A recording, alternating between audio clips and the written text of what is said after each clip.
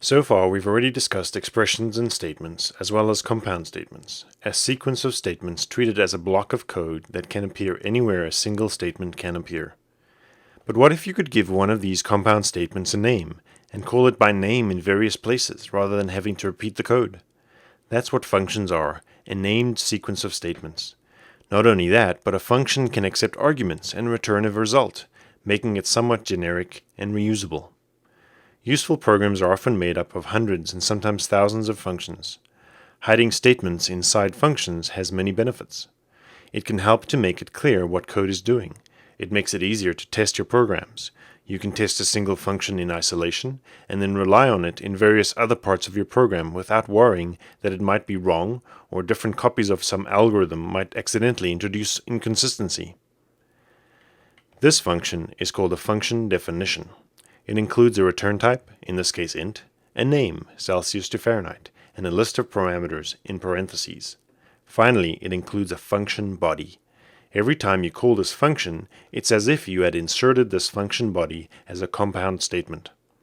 But the code only appears in one place, making it much easier to maintain and test, and making the rest of your program simpler because it doesn't have to be complicated by all of these details. This also reduces code size, as code isn't repeated in many places. Reducing code size tends to have a big impact on program performance.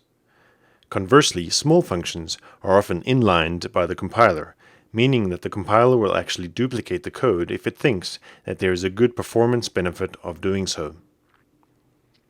As with global variables, all a particular source file needs in order to use a function is a function declaration, and these are typically provided in header files. This function declaration is exactly the same as the function definition, except that the function body is replaced by a semicolon, in effect hiding the implementation. The implementation, or function definition, can then be included in a separate source file and compiled separately. Indeed, this is often the case. In this example, and indeed in all cases, C passes arguments to functions by value. This means that if you have a local variable and then call a function passing it as a parameter, the act of calling that function makes a copy of that variable for the function. The function sees the copy rather than the original local variable.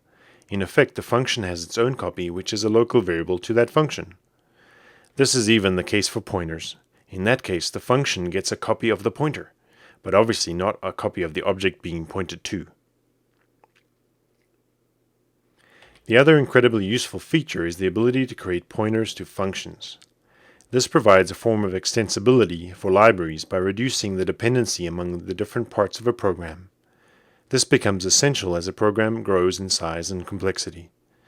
The syntax for function pointers can be a bit cumbersome. Fortunately, you can use a typedef to define pointer types for certain function signatures. Using a typedef then makes it simple to create function pointer variables.